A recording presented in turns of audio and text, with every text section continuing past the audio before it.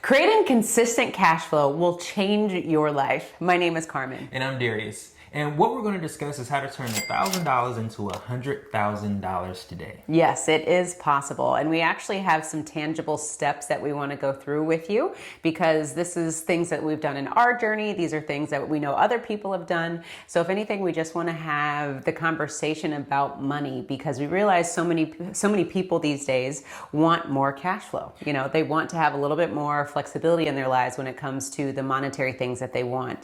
They just want freedom, freedom of time, freedom of money, whatever it is. So we hope that this video will provide value today in the steps that we'll go over. Yeah, and a lot of things that we've learned in our journey is that when it comes to making more money or earning compound interest, a lot of people try to look outside of what they're currently doing. But when you think about it, the reason why we're able to invest in things or people is because they are creating something. They're creating something of value that we feel like we need to give them our money in order to make more of a return. Yeah. I think that you said create. Create is a big word that we overlook all the time because any product or service that is out there in the marketplace has been created by someone. Whereas we look at these opportunities to create businesses or create cash flow as something that's not tangible or attainable. That's the word. And we shy away from it. Or that somebody else can do a better job than we can in creating something than we can ourselves. Yeah. So first and foremost, before we even go into the steps, is just realizing again that a business and a service that you could potentially provide to somebody else is something that you just create. It doesn't have to be anything that's overwhelming or anything that you think is what's the word that I'm trying to find? Intimidating. That's it. I think for us, when we started our businesses, we were intimidated at first. We were really scared because we thought that it was this big thing that we weren't this uphill battle, but really it was just all in our minds. Yeah, the idea I think we have in our mind is the fact that we need to go out and do something that's worth $100,000 right now. True. Instead of looking at the $1,000 that we can use right now to put ourselves in a position to get that down the road. Yeah, true. And that's exactly what compound interest is all about, is taking what, the beginning steps, taking the first steps to taking action so that down the road, all the hard work builds up and compounds on itself so that you can then have the $100,000 or $500,000 in the future. Yeah, we're talking about compound interest in two different ways, from a money standpoint and also from whatever business or side hustle that you will create.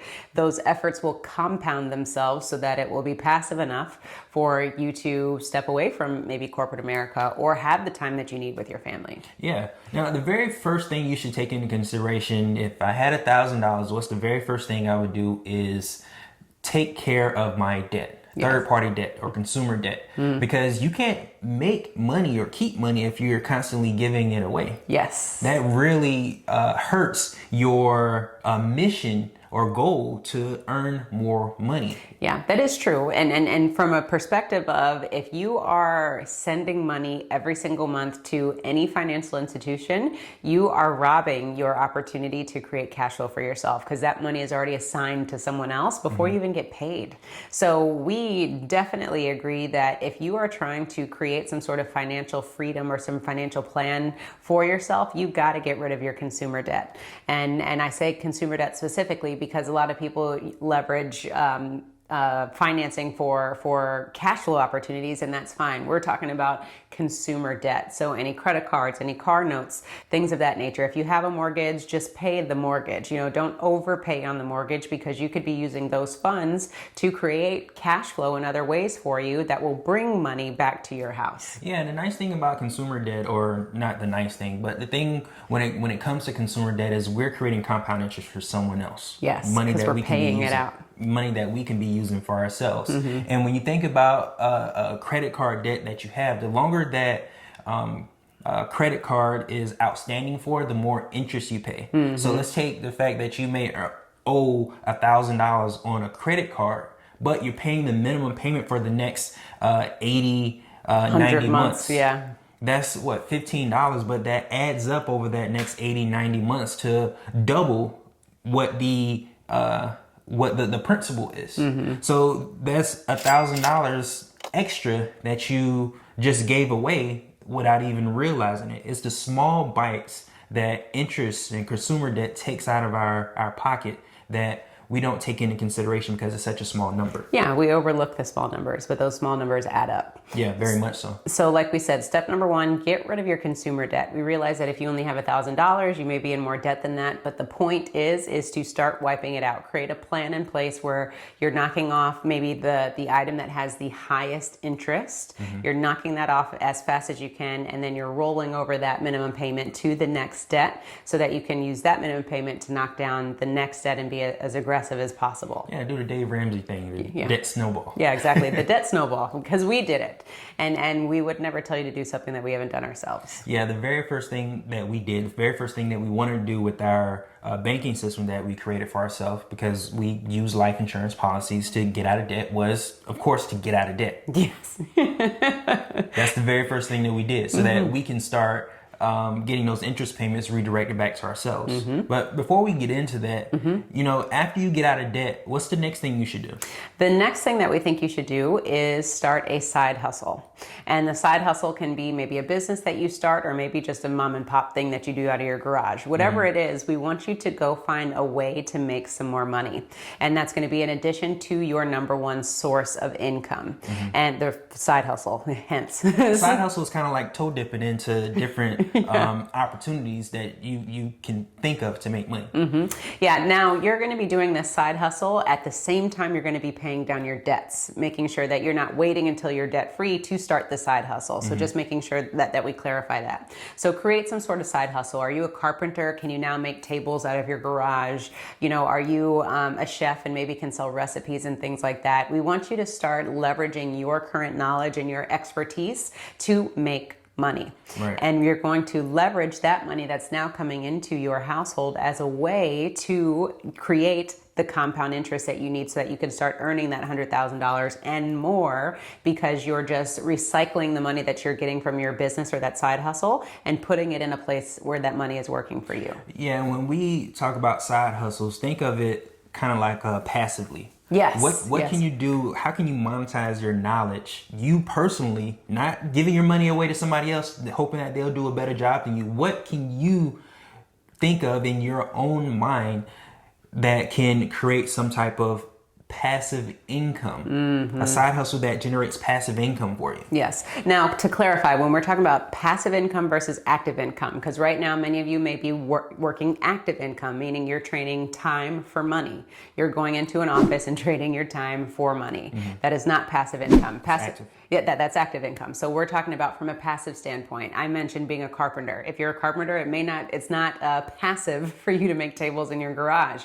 But what might be passive is for you to create a tutorial video on how somebody can create a table or do some carpentry work. And that one asset that you just created can be recycled time and time and time and time again. That one effort is now being recycled, and now you're working passively. Right. So that's a good point that Darius said. If you're doing a side hustle, you need to think about it from a passive standpoint, because we know so many people that create side hustles and they now have two active incomes where you have to, do whatever you need to do for your 9 to 5. And then, at night you're doing something else passive, and that's taking time away from your family. That's exhausting also. Who wants to do that? Yeah, you make money from it, but it's also exhausting. It's also kind of the thing you have to think about when it comes to passive income versus active income is active income also has a detriment to your health, because you have to physically exert energy in order to produce it, or it's different stress levels. Yes. When you're able to make money passively, or you do something one time and then it's able to repeat itself, then you put yourself in a really good position so that you don't have to worry about the stress. Yeah.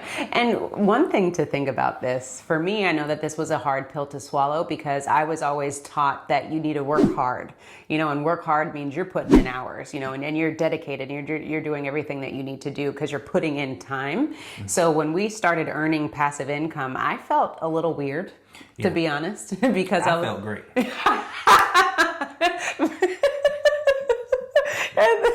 That's funny. Yes, Darius was loving it. I was loving it too, but subconsciously in the back of my mind, I felt like I wasn't working hard enough.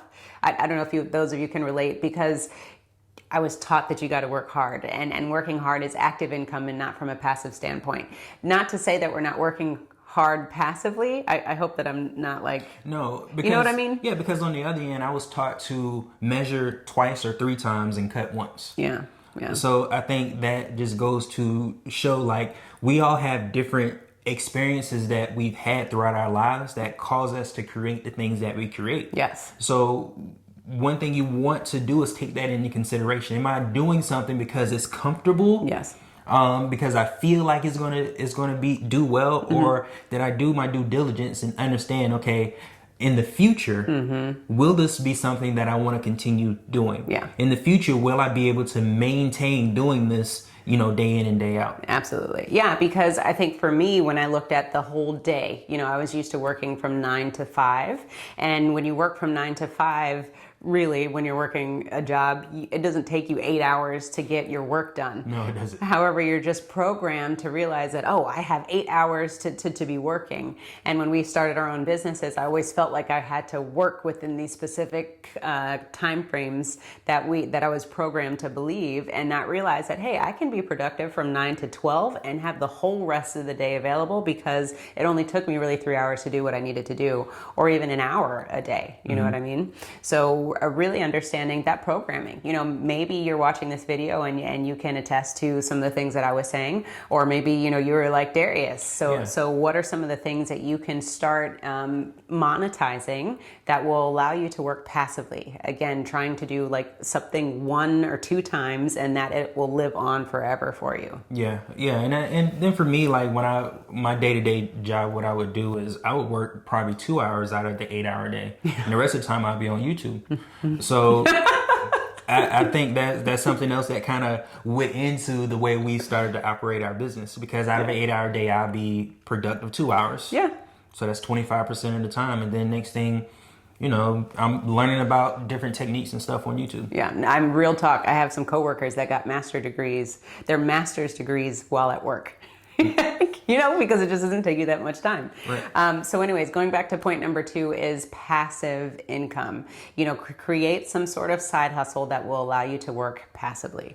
And that has small overhead, because that's the other thing that you need to take into consideration is we're not telling you to go buy, a ton of stuff that now this business is becoming expensive. We're talking about what can you leverage within your household? Again, what can you knowledge within your brain that you can monetize to make money? Yeah, and the most important thing about compound interest is to get started right now. Yes. Like, don't wait until you feel like you have, the perfect idea. I need to, draw this thing out. I need to go and make sure I have a website. I need to make sure that I have business cards. Oh, we do. Just get started right now, because the longer it takes for you to get started, the longer it'll take for you to build up that $100,000 at the end of this time frame, because it doesn't take long for the money to build on top of each other, on top of itself, once you get started. Yeah, I'm so glad you said that point, because I know for us, we probably didn't start a million opportunities because we didn't have the right business cards or websites in play, because we felt like we weren't legit until we had those things. So don't get tripped up on that, because really at the end of the day, nobody really uses business cards anyway. No. And everyone's on social media. Social media is free. You don't even need a website. Now, one thing, the main thing that we hope that you get from this video is when you start your passive income and you have cash flow coming in, you need to put that money aside.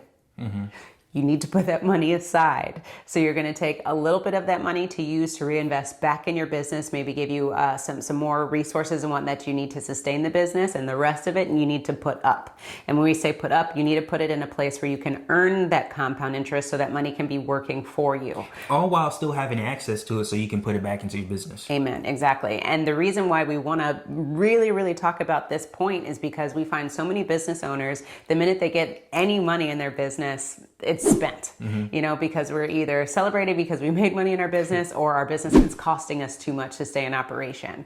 So you have to be good with your money from a business standpoint, personally, and from a business standpoint. Professionally. We hope that professionally, we hope that you really think about your opportunities to make more money, because we're assuming that you still have number one income. Your income is still coming in, and the side hustle is really what's going to help you maybe walk away from your job or help you with your retirement or, whatever financial goals that you're trying to accomplish. So you need to have a plan for that money. This isn't blow money. Yeah. So just before we move on to the next point, leave us a comment below on some of the different side hustles that you're currently doing or have ideas in doing in the future so that you can start earning compound interest just by starting right now. Exactly. And if you all want to join the Wealth Nation, click on the link below to join us. We would love to serve you so that we can help you understand where you should put that money so you can earn that compound interest. There you go. Now, the next point that we want to make is really, really, really important to kind of bring everything all home. Yeah. Is you need to invest in yourself. Whew. Educating yourself is one of the most important things that you can do. You can never learn enough. One thing that I learned from one of my engineering professors is that, you're always going to be learning. Yes. You're always going to be learning. There's always going to be changes that's made around us in our environment, in our economy that we're going to have to make adjustments to. So we have to educate ourselves so that we can put ourselves in a position so that we can change along with those adjustments. We can be nimble. Yes. That's exactly what you need. That's exactly what we're doing. And you can't be prosperous. You can't build wealth until you educate yourself. And I think for us, that was the biggest game changer of understanding that we need to read every book that's probably ever been published, especially when it comes to money, so that we can understand what our options are and the ones that resonate the most with us. Because we had so many friends or families members telling us, oh, we need to do this, we need to do this, we need to do this, when really all of the options are amazing. But we also had to realize, what is the best option for us and for our family and what we want to do. And we wouldn't have been able to make those decisions if we didn't take the time to educate ourselves. So for us, I know if you've seen some of our videos, we started with Dave Ramsey. He really taught us about budgeting and just how to control your income because we had no idea. And we still use some of those principles and even now with how we budget our money. Exactly. And having steps and having goals. We never knew that we needed to have financial goals. We just knew that the goal was to pay the bills every month. Not like, what are you aspiring to do with your retirement? Or, do you want to make $1 million? And how do you go about doing that? So education, not only from a financial standpoint, but from a small business standpoint, figure out what is out there in the industry, what is out there in the marketplace that you can really hone in on based off of the skills and the knowledge that you currently possess. Yeah. And I want to apologize to everyone out there who thought we were going to be creating this video to tell you specifically that you need to be investing in the index funds, specifically that you need to invest in real estate, Bitcoin, whatever Bitcoin. it is. No, the thing is, you can make money from anything. Money is everything. Yes. So our knowledge that we have is money. Think about just monetizing your knowledge.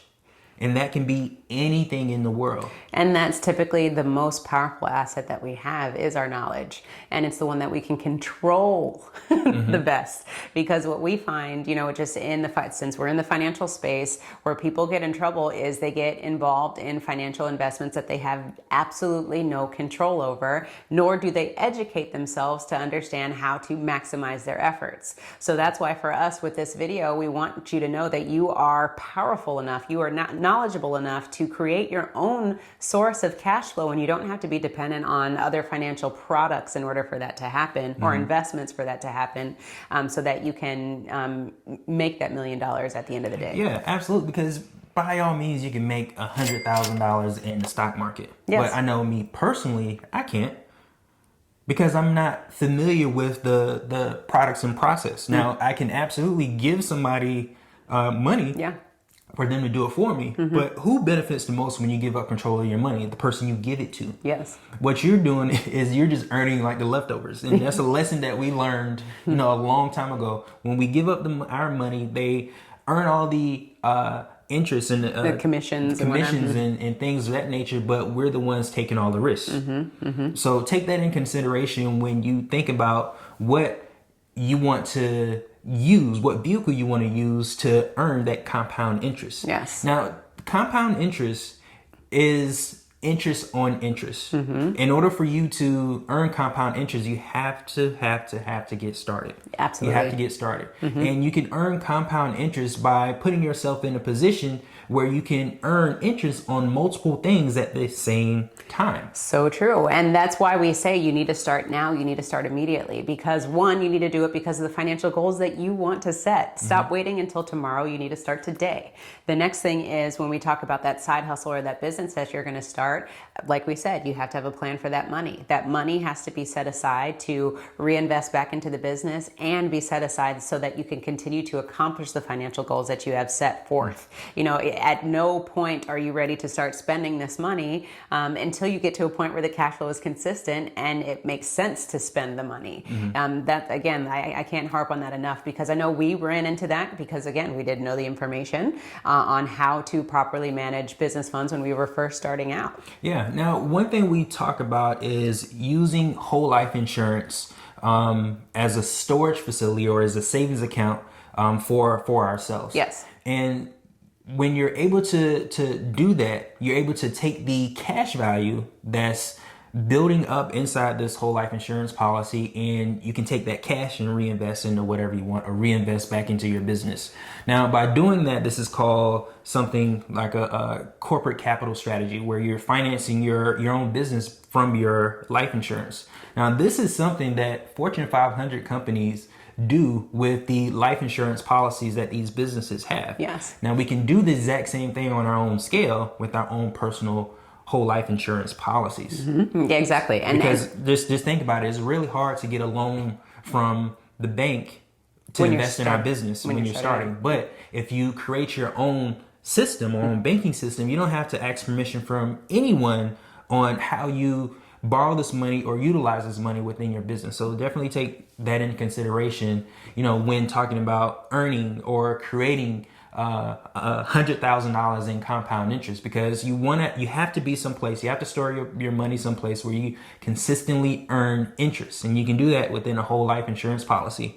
Borrow the money from the insurance company and continue to earn interest and invest it in your business and still earn interest. Yeah. That's how you earn compound interest from your banking system. And it's also a passive play. And it's a passive play. Yeah, because we always talk about passive, because we want our money to work. We want our business to work, you know, independent from us. So that's why we say start with $1,000, invest in a business, a side hustle that you can do today or tomorrow so that you can start generating some cash for you. And then once your business generates that cash, then take that money and put it into a whole life insurance policy so that you can earn the compound interest. Your money can earn money passively for you, and you have the flexibility to borrow it when you need to or not.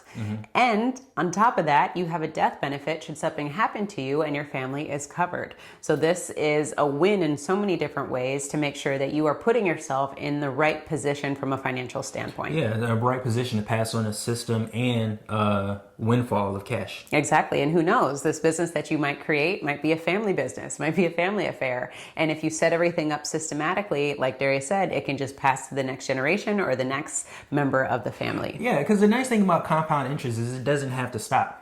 Oh, no, it doesn't. It can continue going even when we're not here, as long as we put the right system in place to continue earning that compound interest, or so that we don't disturb the money when when things happen. Yeah. So with everything that we talked about, let's recap, because again, we want to make sure that we're on the same page. So the first thing we said, you need to get rid of your consumer debt. Start immediately. Start with the highest interest that you are paying and work your way down. And you're just going to roll over the balances to the next account so that you can be more aggressive in paying off your debt. Right, because that's money coming out of our pocket. Yeah. We want money to continue to come into our pocket.